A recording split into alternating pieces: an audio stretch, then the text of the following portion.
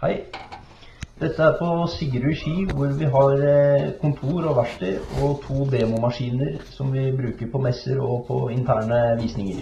Maskinen til venstre pakker 30 cm kubber i 40 liter sekker, og maskinen til høyre pakker 20 cm kubber, som mer populært i England og Irland.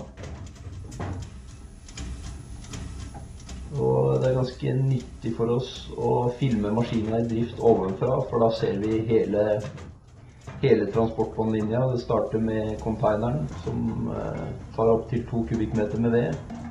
Og så går det et bånd opp på høyre siden der, som frakter kubbene inn i renseren. Renseren skiller vekk alt som under 3 cm i diameter. Og bladene i renseren går fortere og fortere, så det større sannsynlighet for at kubbene kommer ut en etter en hvis de havner samtidig ned i starten. Da vil den ene prøve å komme foran den andre så lenge bladene går fortere og fortere. Og så det sklia som hjelper til å rette ut kubbene og snu dem 90 grader, og så går det videre på et smalt samlebånd.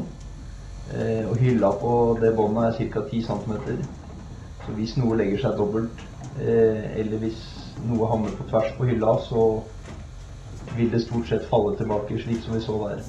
Falle tilbake i den plasterenda til høyre og bli med på båndet og ta en ny runde. Så det vi ønsker å få en og en kubbe etter hverandre i lengderetning opp på de siste 2 båndene her.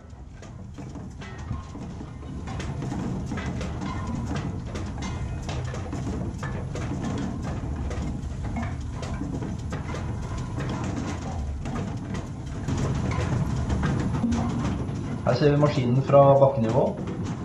Operatøren trer på en tom 40 liter sekk, tråkker på en fotpedal som også styrer en landingsplate som spennes opp automatisk under sekken, som tar vekta av veden når sekken fylles, og som slipper veden ut av kammeret ved å åpne en lem i bånden av kammeret.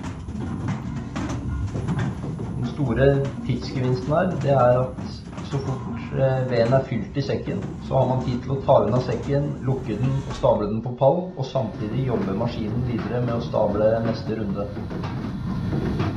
Hvis du har 20 vedkubber i en 40 liter sekk i snitt, så bruker maskinen ca. 20 sekunder på å stable den mengden. Og da det opp til operatøren å være klar med en V-sekk. Hvis man ønsker å være effektiv, så kan man tråkke på fotpedalen før kammeret 100% fylt. Da vil veden komme ut med en gang. Hvis man ikke klar, så vil maskinen rett og slett bare vente til man tråkker på fotpedalen med å tømme.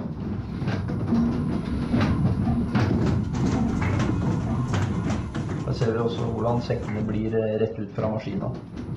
Og ønsker man mer ved i sekken, så går det an å justere opp høyden der sensoren sitter i dørglasset for å få et par kubber til.